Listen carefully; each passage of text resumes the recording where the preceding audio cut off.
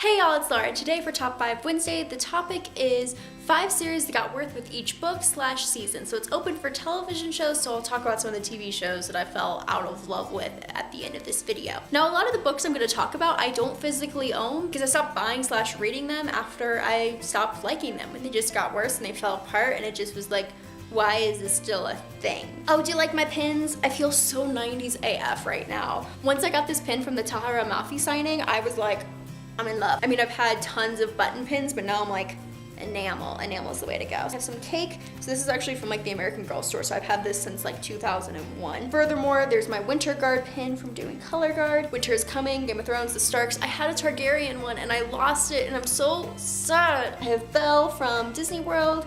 Coffee, Create, Sleep, Repeat. My friend's graphic design program was handing them out, so I was like, pins. And then Hard Rock Cafe from Lisboa, which I never actually went to. My brother went and brought this back to me, and I'm like, souvenirs are more useful for the people who actually went. I digress. So I need some more jean jackets because this is already filled up and I don't want to like bedazzle with like flair, like, you know, from Office Space. Without further ado, in no particular order, here are my top 5 picks. Starting off with the one that I still own is Misty of Chincoteague by Marguerite Henry. I really enjoyed the first two because they were about Misty and her offspring. Oh, this is a horse book. I was the horse girl in elementary/middle school, so that's really all you need to know about me. This series is about Chincoteague Island off the coast of Maryland and Virginia, and Assateague Island, where all these wild ponies live. There was a Spanish galleon that sunk near there, and they all lived in the wild until civilization found them. So every year in June, I believe, the citizens of Chincoteague Island put on Pony Petting Day, where they bring ponies over from Assateague and round them up and put them up for auction to help preserve the wildlife on Assateague Island. I actually went to the barn where Misty lived and her offspring lived. They have her stuffed head and it's uncomfortable. So Sea Star is about another orphan horse that they bring in, and then Misty's Twilight's finally about some of her lineage again, and I just got out of love with it. I mean, I love horses, but I don't actually really enjoy fiction about horses, all things considered. Next up is the Blue Blood series by Melissa de la Cruz. So this is about vampires/angels/demons in New York City mixed with Gossip Girl, if you will. So basically all of the kids at this elite private school in Manhattan are actually reincarnations of various fallen angels that went with Lucifer when he revolted against God, and now they're stuck on Earth, but they're also kind of vampires, like, so they need blood to stay strong, and it just, this book series was so good. The first two were brilliant. I fell in love with it. I was kind of in like the Twilight Gossip Girl area, and this book series meshed the two together so well. Now looking back, I feel like it was trying too hard to be Mortal Instruments, but then around like book 3 or 4, I fell out of love with it and stopped reading it. But those last ones are kind of short novellas put together in a bind-up. There's just too much going on. There's just too much, and it wasn't quite what the book first set out to be, so I kind of didn't continue since the plot changed so drastically. The next series is the Wicked Lovely series by Melissa Marr. I adored the first book. It kind of had this fantastical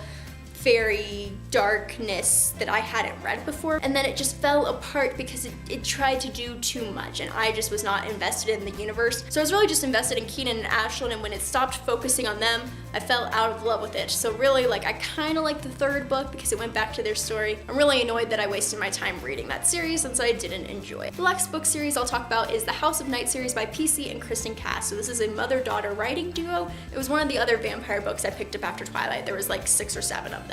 And so this one is about like a school where all the vampires go, and they're at odds with the humans, and they learn to be vampires there, but then the main character, Zoe Redbird, is chosen by the goddess, and then all the boys were in love with her, and all of the men were in love with her, and it was just all sorts of ridiculous, and it became a lot more graphic than I wanted to read at the time. Or that like a mom and daughter are writing together. Like, that just made me super uncomfortable, that they're like, oh, we're gonna write all these sex scenes, and I don't know how they divvied that up, and I don't even want to think about it anymore. So I think I read until like maybe the 4th or 5th one, and then I just gave up because I just couldn't do it.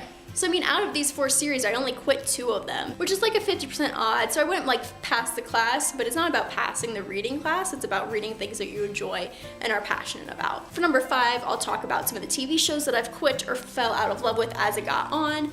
I could go on forever and about the reasons, but I'll just name them. So like The Vampire Diaries, The Originals, Sleepy Hollow, Glee. I did finish Glee, and I still cried at the very last episode, but I fell out of love with it around season 3. Once Upon a Time, I'm still watching this. Why am I still watching this? Once Upon a Why Me?